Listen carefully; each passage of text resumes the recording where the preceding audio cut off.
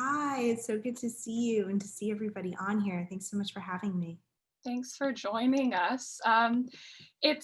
It's been a while, but it feels like yesterday that you and I sat down for a panel about whiteness and wellness, and Yeah, oh, how the universe has fundamentally I shifted on its know. I axis. know. But you inspire. I think it's so apt that you came in right after we had a stretch break and a dance break, grounding ourselves and moving our bodies. And you embody that. You walk the talk on so many levels. And I want to speak about your journey first with Yoga Foster and its new brand identity, Well Elemental, which maybe you'll share a bit about, Sure. because you've been at it since 2014, Yes. focused on what is fundamental, breath and well-being. Yeah. Can you share a little bit about your journey to launching that and the impact of such a practice, both on you and others? Yeah. I mean, gosh, it's been such a journey and I've learned so much along the way. I've learned so much about myself along the way and also about the work. Um, so we work with schools to bring yoga and mindfulness into the classrooms. We train school teachers on how to teach yoga to their kiddos. So it's like a teacher training for teachers. I don't know if you do yoga or mindfulness, just give a wave if that's available to you or put the little button. Yeah, so I see a lot of people might practice and know the benefits of taking a deep breath, of stretching, and particularly in classrooms where kids don't get that opportunity to move all the time. So it's been such a journey of both working with schools, growing our programs one classroom at a time, engaging the community to help make those practices sustainable. And then over the past 8, 9 months, transitioning to be providing resources that kids can do at home has been really important because we're all learning this way. A lot of us are learning this way on Zoom. Yeah, it is. And I think it was cool to see people's hands raised. We have people from all across the US with us, and also from Peru, from Colombia, from Mexico, and from India. And just also to know that that is something that connects us all. And one of the things, I mean, there's a lot of things I find fascinating about you, but one of them is how many different hats you wear, and that you're such a proud, badass yogi, but that you also recognize the power of money and financial institutions and changing systems, which led you last year to launch Reclamation Ventures. And I proudly rep my sweatshirt all the time. And I love telling people about it because you're reinvesting millions of dollars into communities that need it. But why investment? Yes, it's wellness investment, but some people might see that as a shift, yet you see it as an imperative. What Yeah. about it excites and moves you? Well, much of what we provide value or what we define valuable in the US, a lot of that is defined by money, right? Where we tend to spend our money up for the things that we buy, what kinds of businesses get funded and supported. And so it's really important that we start shifting all of the resources that we have, not just our time and our attention, but our money too, to the spaces that we want to define our future, right? And in the wellness industry, we have a lot of really great, amazing brands and places that you can go take a yoga class, but most of those places aren't designed for all people, right? They're not designed for who is the majority of people in America. They're actually designed for a very small percentage of people that have the financial capacity to practice, that are able-bodied, that have a body that looks like what the wellness industry has defined as the right body. And that's usually also just for people that are white and people that identify as a cisgendered heterosexual woman. And so what we've seen is that there's so many of us that don't feel seen or heard in this space to participate in a practice that can help all of us, right? It's actually necessary for us to have the resources to keep ourselves well, especially if you think about what we're going through right now. And so all of that is to say is I got to see that as, a Black entrepreneur, a Black female entrepreneur running a nonprofit. I came across those challenges myself, and I really wanted to create, a space where we are only focused on getting more money into diverse organizations' hands so that they can do their work and they can hold those spaces for other people to practice too. Oh, you're muted. Thank you.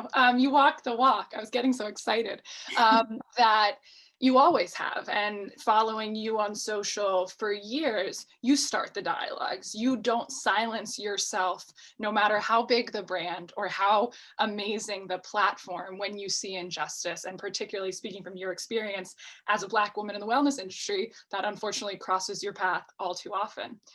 And in June, you launched ARD, Anti-Racism Daily. And I remember when you pressed send on that first one and it grew. I remember talking to you and you said it grew by tens of thousands in the Yeah. first couple of days. Yeah. And, you know, for any of us who are entrepreneurs, like you start these ventures and you don't know how anyone's going to respond. Today was day 170. I read it daily. I kid you not. Everyone should sign up for Anti-Racism Daily. This is a newsletter that gives you actionable steps and takeaways, which is what we need to dismantle white supremacy.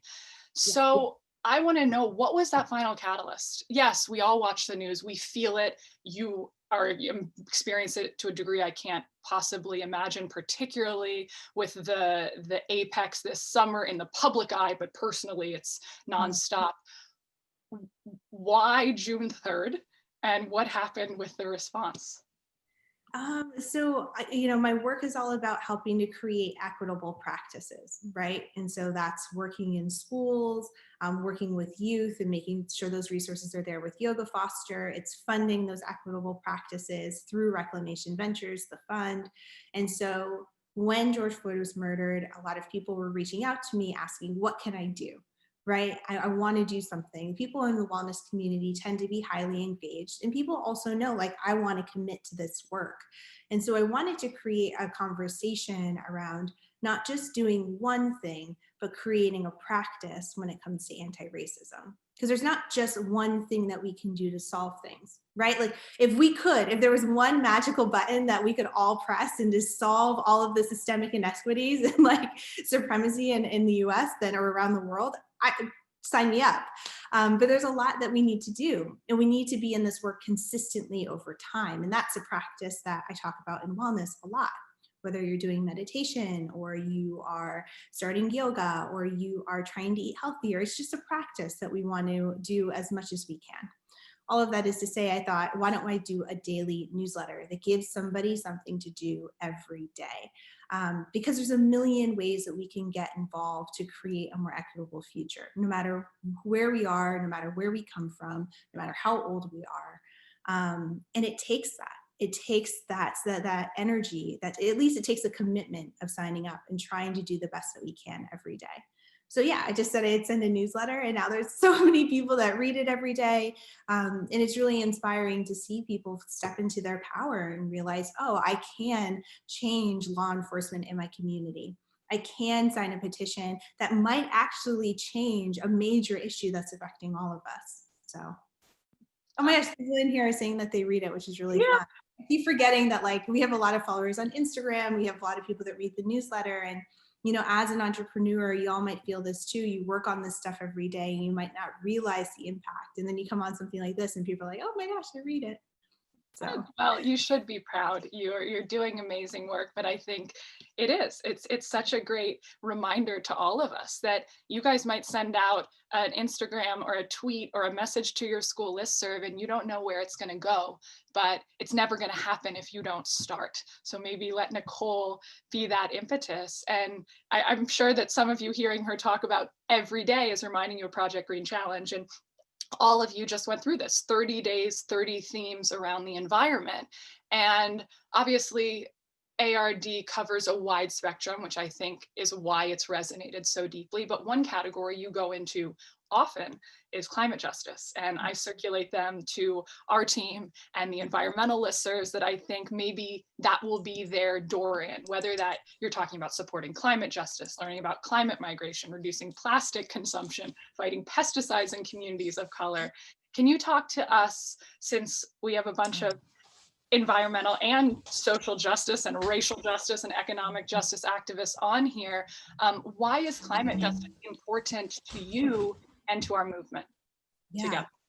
I mean, it's quite simply, it's the ground that we walk on and the air that we breathe. It affects everything. And I know y'all already know this, you know this more than I do. Like, climate justice, environmental justice is an issue, as a racial justice issue, it's a socioeconomic issue, it's you name it. It's an issue that intersects with all of the problems that we experience every day. And if we don't start looking at how we can heal this planet, we cannot heal ourselves. And we cannot create an environment for all of us to thrive. And so, so much of the work of how we reconnect or reimagine our relationship to this planet takes reinventing and reimagining our relationships with each other and ourselves. And so, to me, like, it is the work. It is the same work, right? Because all of the issues that we are focusing on start and end with the air that we breathe and how that breath moves through our lungs and who gives us the capacity to be able to breathe. And so to me, it's all interconnected. With our email, we break down one issue every day. So it kind of seems like, oh, I can just solve this in a silo. But in reality, we can't. We have to be thinking about all of these things when we show up. So I know y'all know that more than I do. But that's what really inspires me about this work, because I think once you would get involved, you had mentioned that there's like a door, like a pathway to get into this work. And I find that climate justice in particular is a way that, like, once you start this work, you start recognizing how interconnected all of us are. And you realize that the work doesn't just start or end there. That's what we always say. We say it's a slippery slope, and wherever we're going to hook you, we're going to bring you along. And the words that we use are conventional to conscious, and you see it as an arc. And nobody is, everything or nothing. We all fall somewhere along it, and you want to bring people along in the direction that you can. And you might slide back or you might stop, but really charting that course. But this work is hard, Nicole, and I know that we've exchanged texts sometimes that are just, it's rough, it's draining, and it's hard to think about literally the existential threats to ourselves, to bodies of Black and brown people across this country, to communities that are disproportionately impacted by climate injustice. We are threatened as a people and as a species. But wellness is also core to your identity. So I'm wondering, because sometimes we get tired, sometimes we get overwhelmed. How do you ground yourself? How do you maintain sanity? And how do you reinvigorate yourself to get up tomorrow and publish another couple thousand words to help people on this journey? Yeah. I mean, first and foremost, like, just reconnecting with the earth is really powerful for me. I spent the past summer living in Alaska in a pretty rural area. I'm in Austin now, which is really different, but I've really just tried to find my place outside in nature, wherever that is. So that's really powerful for me, because it just reminds me that, like, this world is so much bigger than the issues that I feel. And I can tap into that deeper spiritual kind of, and I'm not trying to get religious here, but just tap into that bigger sense of knowing than I might feel in myself when I get discouraged. So that's one thing. I also take off a lot of time. I'm really trying to unsubscribe from this idea that I have to be busy and productive all the time. And so if I feel overwhelmed, like this morning, I was supposed to do like a bunch of things on my to-do list before this call. And I'm like, oh, it's cool. I'll have to be at my computer at 12:30 my time. So I'll just work until then. And I didn't feel like it. So I watched a Christmas movie and baked. And so, but it's really important for me to take that time and recognize, okay, I could try to force myself through this. I'm probably not going to be productive, and my body is asking for something else. And so that's a big thing too, is taking that rest. And then I usually find that encouragement to get back into it. And then the last thing is, and I'm sure y'all feel like this with climate justice too sometimes, is like, I've been taught my whole life to think about like doing something and then getting the reward, like passing in the homework and then getting the sticker with the A on it. Y'all know what I'm saying? But with this work, when we're trying to change culture and we're trying to change systems or trying to change society, we might not see that reward today or tomorrow or even in our lifetime. And so that's something I have to unlearn, is just like doing the work because the work matters regardless of what like the outcome is. So I don't get too attached to that, like, the lack of the sticker, you know what I mean? Or like this shiny object at the end. I have chills. I'm just hearing in the chat. We all need to hear this. We need to hear it for ourselves. We need to hear it for each other. And I'm just so grateful for you making this time, for you joining us after your baking and Christmas movie adventures, and for your tenacity. for knowing that you're going to push through, you're going to show up in spaces, you're going to make noise, but you're also going to relax and tune out. And I think that balance is so important. So everybody, sign up for Anti-Racism Daily. We haven't plugged anything all weekend. That's my first plug. You can go back and look through the old newsletters and you can see which ones really resonate with you. And every single one has action steps. You can follow on Instagram where you can have graphics every day that you can share. But I think your journey, Nicole, so represents what we do as an organization with Turning Green and what our Project Green Challenge finalists and ambassadors are. We work with youth.